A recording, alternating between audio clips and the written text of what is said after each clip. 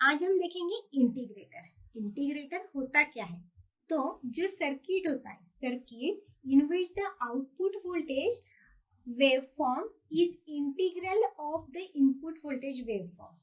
Integrator में क्या रहता है, जो आउटपुट वोल्टेज की जो वेवफॉर्म्स मिल रही है वो इंटीग्रेट होके मिलती है इनपुट वोल्टेज के वेवफॉर्म से। इसी को हम इंटीग्रेटर कहते हैं या इसको हम इंटीग्रेशन एम्पलीफायर भी बोल सकते हैं। Such a circuit obtained by using a basic inverting amplifier। ये जो सर्किट है हमें एक बेसिक इन्वर्टिंग एम्पलीफायर से मिलता है। जैसे यहाँ पे ओप एम्प ले लिया है, उसके दो इनपुट टर्मिनल है, एक इन्वर्टिंग टर्मिनल नेगेटिव और जो पॉजिटिव है वो नॉन इन्वर्टिंग टर्मिनल। तो जो इन्वर्टिंग टर्मिनल है उसी से हमने इनपुट लिया है, उसको हमने इनपुट दिया है, इसलिए basic inverting amplifier configuration use करके हम यहाँ पे इंटीग्रेटर का वर्किंग देखेंगे।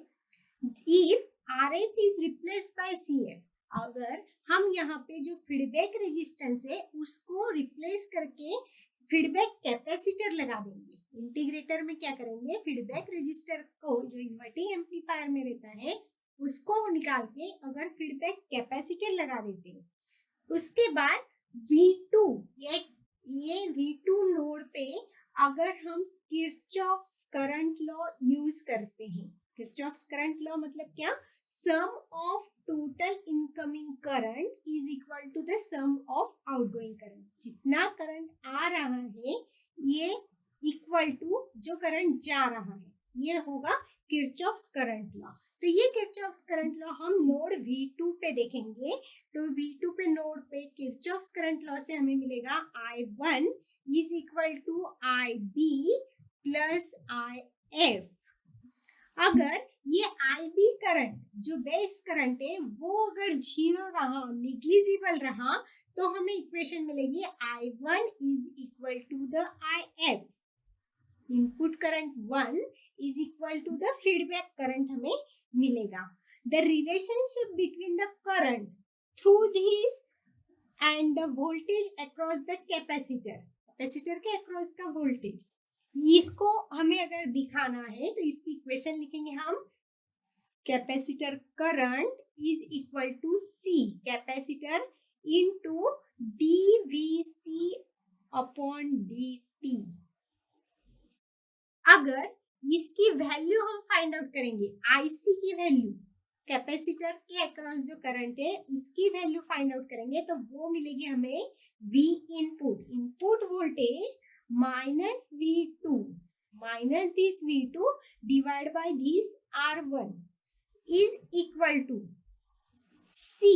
यहाँ पे जो कैपेसिटर है फॉर ये CF कैपेसिटर जो है फीडबैक कैपेसिटर वो लेंगे हम, ये होगा d by dt into Vc की वैल्यू है हमारे पास यहाँ पे V2 माइनस VO।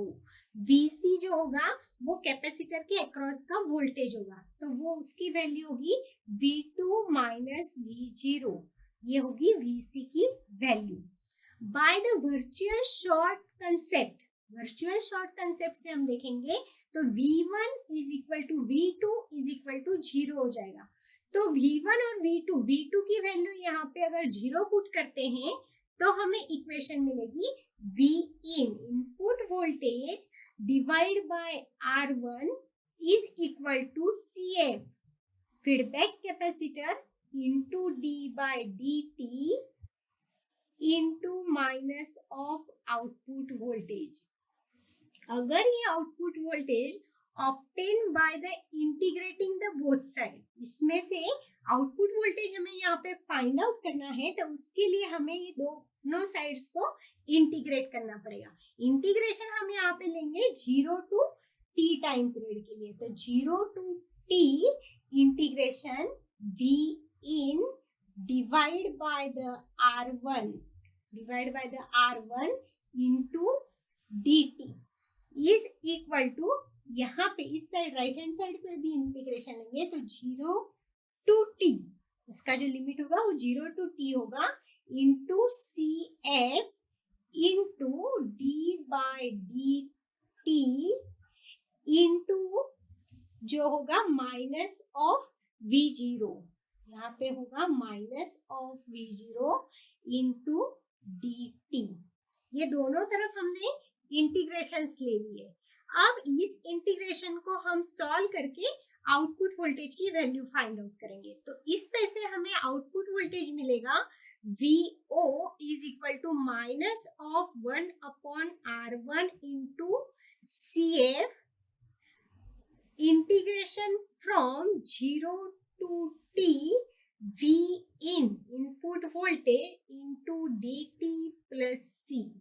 यहाँ पे जो C है वो कांस्टेंट होगा, RF और CF हमने साथ में ले लिया, R1 और CF कैपेसिटर जो है फीडबैक कैपेसिटर वो, और इंटीग्रेशन में हमने ले लिया यहाँ पे इनपुट वोल्टेज। C जो है यहाँ पे इंटीग्रेशन कांस्टेंट रहेगा और वो प्रोपोर्शनल रहेगा to the value of output voltage at the time of t is equal to 0 second के लिए। जो C जो है वो कांस्टेंट रहेगा, प्रोपोर्शनल रहेगा to the output voltage at the time of t is equal to 0 second. This equation indicates that the output voltage is directly proportional to the negative integral of the input voltage। ये equation हमें ये indicate करती है कि जो ये output voltage है वो इंटीग्रेटेड पार्ट है, उसका जो इनपुट वोल्टेज का इंटीग्रेटेड पार्ट है और निगेटिव फॉर्म में है, negative integral of the input voltage and inversely proportional, और वो इनवर्सली प्रोपोर्शनल है to the R1 and CF। R1 और फीडबैक कैपेसिटर के आउटपुट वोल्टेज जो है वो इनवर्सली प्रोपोर्शनल है। ये हमें फाइनल आउटपुट वोल्टेज मिलेगा। इंटीग्रेटर में जो आउटपुट मिल रहा है वो निगेटिव मिल रहा है प्लस वो इंटीग्रेटेड फॉर्म में मिल रहा है। तो इसको वेव फॉर्म से हम समझते हैं, जैसे अगर हमने इनपुट जो दिया वो साइन वेव दिया, यहाँ पे इनपुट अगर हमने साइन वेव दिया तो आउटपुट हमें उसका इंटीग्रेट होके मिलेगा। इंटीग्रेट होके जो आउटपुट मिलेगा वो मिलेगा हमें कोसाइन फॉर्म में। तो इन साइन वेव का जो आउटपुट है वो कोसाइन वेव मिल रहा है। और अगर स्क्वायर वेव हम इनपुट दे रहे हैं तो स्क्वायर वेव का जो इनपुट है वो इंटीग्रेट होके जो आउटपुट मिलेगा वो मिलेगा हमें ट्राइंगुलर वेव, ट्राइंगुलर फॉर्म में उसका आउटपुट मिलेगा।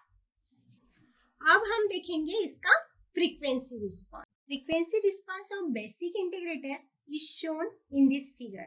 जो फ्रीक्वेंसी रिस्पांस है इंटीग्रेटर का वो इस फिगर में दिखाया गया है। इन दिस जो FB है, FB is the frequency eight which the gain is 0 dB। जो FB है फ्रीक्वेंसी है, इस फ्रीक्वेंसी पे जो गेन है वो 0 dB है और इसकी वैल्यू है यहाँ पे 1 upon 2 pi into R1 into CF। और जो गेन लिमिटिंग फ्रीक्वेंसी है वो है यहाँ पे FA और उसकी वैल्यू है FA की यहाँ पे 1 upon 2 pi RF into CF। From this figure, यहाँ पे जो फिगर है इसमें F is relative operating frequency है और जो frequencies F to FA, F जो है रिलेटिव ऑपरेटिंग फ्रीक्वेंसी और वहां से FA तक का जो गेन है वो है RF बाय R1 है और वो कांस्टेंट रहता है। Between FA to FB, FA से लेके FB तक का जो सर्किट है वो यहाँ पे एज ए इंटीग्रेटर एक्ट करेगा। F टू FA जो गेन है वो कांस्टेंट रहेगा और वो गेन है यहाँ पे RF बाय R1 और उसके बाद FA से लेके FB तक यहाँ पे सर्किट जो है वो एज ए इंटीग्रेटर ऑपरेट करेगा। इनपुट सिग्नल इंटीग्रेटेड प्रॉपरली, अगर इंटीग्रेशंस में इनपुट सिग्नल प्रॉपरली इंटीग्रेट होना चाहिए तो यहाँ पे जो टाइम पीरियड हम यूज कर रहे हैं वो हमेशा ग्रेटर होना चाहिए RF और CF से। RF इंटू CF, RF जो है यहाँ पे फीडबैक रेजिस्टेंस है और CF जो है वो फीडबैक कैपेसिटेंस है। तो इन दोनों के वैल्यू से जो टाइम पीरियड T है उसकी वैल्यू हमेशा ग्रेटर होनी चाहिए तभी जो इनपुट सिग्नल है वो प्रॉपरली इंटीग्रेट होगा। इंटीग्रेटर के डिफरेंट एप्लीकेशंस हैं, जैसे कि मोस्ट कॉमनली एप्लीकेशन है यहाँ पे एनालॉग कंप्यूटर्स, जिसमें सिग्नल्स को इंटीग्रेट किया जाता है। वैसे ही एनालॉग टू डिजिटल कन्वर्टर्स को भी हम यूज करते हैं, जिसमें सिग्नल को इंटीग्रेट किया जाता है। सिग्नल वेव शेपिंग सर्किट्स में भी इंटीग्रेटर का यूज होता है एंड मेनी मोर सर्किट्स में इंटीग्रेटर का यूज होता है।